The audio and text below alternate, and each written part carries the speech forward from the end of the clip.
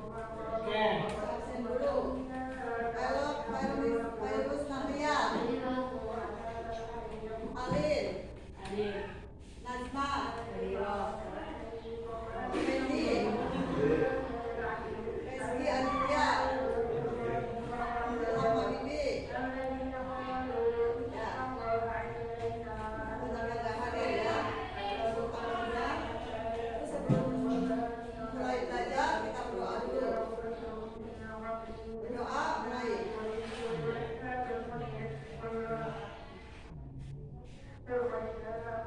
Ya, selesai.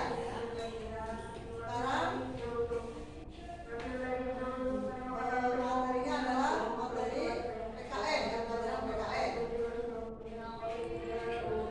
tentang Hakikat Negara Kesatuan Republik Indonesia atau negara NKRI. Nah, sebelum Ibu lanjutkan pelajaran, Ibu akan bacakan dulu tujuannya. Tujuan mempelajari tentang PKN ini.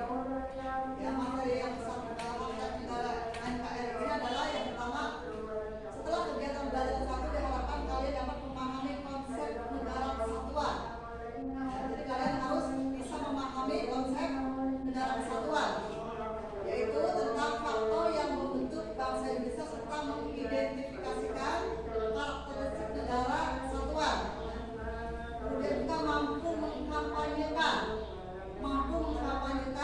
persatuan dan kesatuan bangsa sebagai upaya menjaga pertahanan negara dan juga kesatuan Republik Indonesia.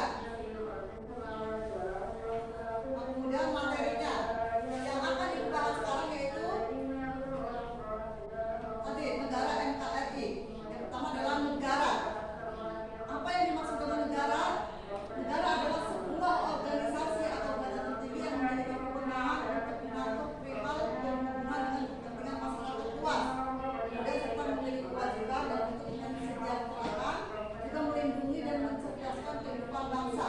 Ya, artinya bahwa negara ini adalah sebuah organisasi besar, ya, sebuah organisasi besar yang memiliki kewenangan untuk mengatur perihal berhubungan dengan kepentingan masyarakat luas serta memiliki kewajiban untuk mensejahterakan rakyatnya.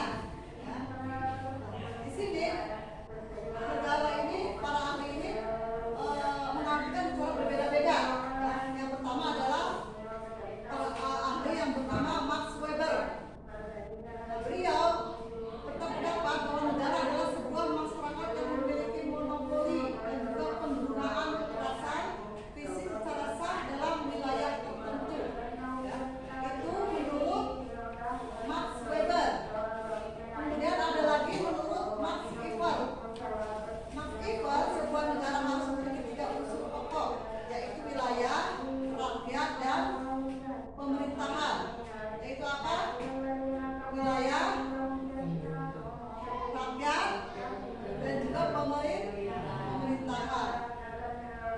Nah, kemudian ada juga menurut Profesor Mr. Sunarko.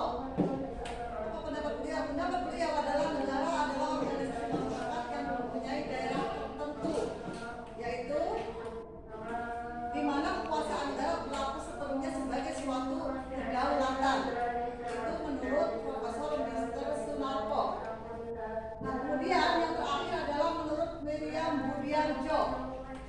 Menurut Miriam Budiarjo, negara ini memberikan pengertian negara adalah organisasi dalam suatu wilayah dapat memaksakan kekuasaan secara sah terhadap semua golongan kekuasaan dan juga dapat menetapkan tujuan-tujuan dan juga kehidupan bersama.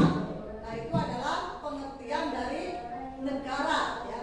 Pengertian dari negara dari 4 ahli. Artinya bahwa negara ini mempunyai pengertian yang berbeda. Karena apa? Tokoh-tokoh ini berbeda, mengartikannya secara berbeda menurut pendapat mereka semua. Ya. Nah, kemudian ada unsur-unsur negara. Apa unsur-unsur negara? Nah, unsur-unsur negara adalah penduduk, itu yang pertama. Yang keduanya adalah warga negara, dan yang terakhir adalah wilayah. Jadi tidak akan dikatakan sebuah negara kalau tidak ada penduduk, warga negara, juga wilayah. Ya. Nah, kemudian di samping ketiga unsur pokok tersebut masih ada unsur tambahan,